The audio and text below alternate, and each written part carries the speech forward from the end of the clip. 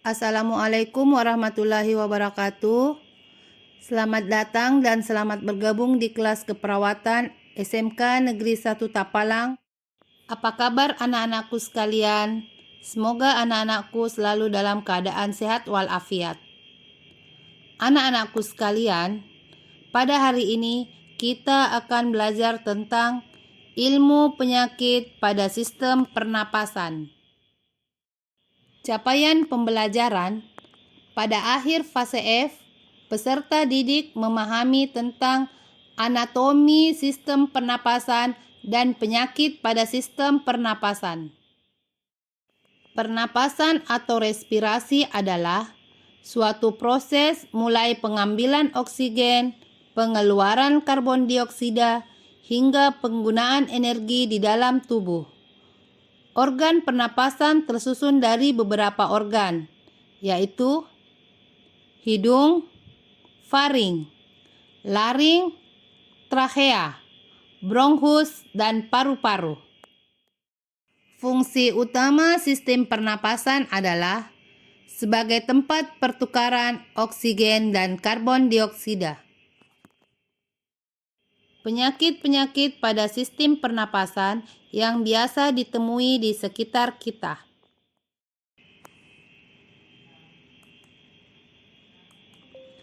Emfisema merupakan penyakit yang disebabkan oleh kerusakan pada alveolus. Etiologi: paparan asap rokok dan kebiasaan merokok. Manifestasi klinis: 1. Napas pendek dan jantung berdebar. 2. Batuk dan mudah lelah. 3.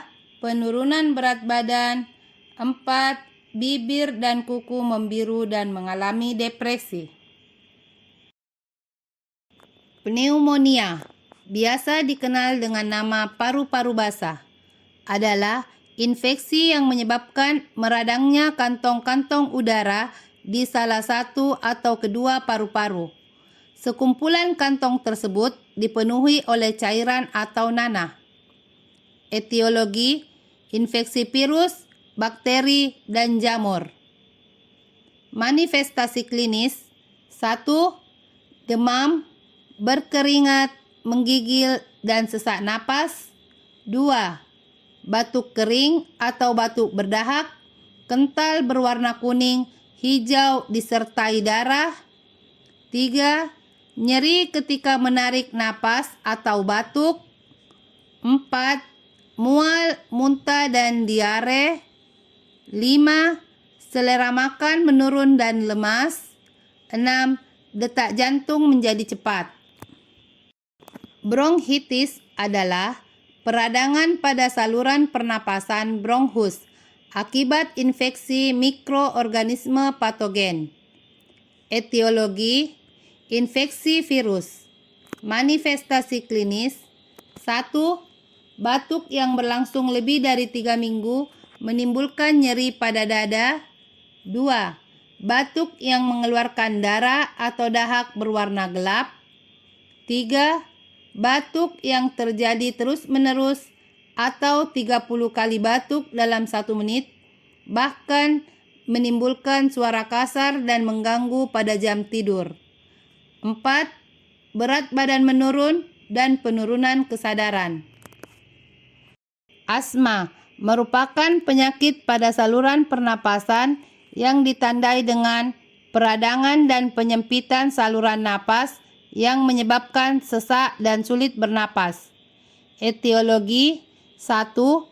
Infeksi saluran pernapasan atas. 2. Faktor cuaca, misalnya dingin, panas, atau perubahan suhu yang drastis. 3. Perokok aktif dan pasif. 4. Makanan atau minuman yang mengandung pengawet. 5. Terkena paparan dan zat-zat di udara seperti polusi udara dan zat kimia. 6. Alergi makanan tertentu. 7. Stres dan gangguan kecemasan. 8.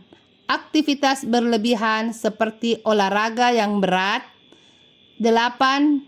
Penggunaan obat-obat tertentu. Manifestasi klinis. 1. Sulit bernapas, sesak dada, dan mengik yang memburuk. 2. Inhaler pereda tidak ampuh mengatasi gejala. 3. Sulit bicara, makan, dan tidur akibat sulit bernapas. 4. Sianosis. 5. Denyut jantung meningkat. 6. Merasa pusing, lelah, dan mengantuk. Faringitis adalah peradangan pada faring. Etiologi, infeksi dan alergi. Manifestasi klinis. 1. Nyeri otot, tenggorokan, bengkak, dan badan terasa lelah. 2. Mual, demam, pusing, dan kesulitan menelan. 3. Selera makan berkurang. 4.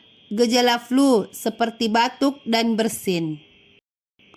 Tuberkulosis merupakan penyakit infeksi saluran pernapasan yang disebabkan oleh Mycobacterium tuberculosa. Manifestasi klinis. 1. Batuk-batuk yang menjadi batuk berdahak. Batuk ini berlangsung selama 21 hari. 2. Batuk yang mengeluarkan darah.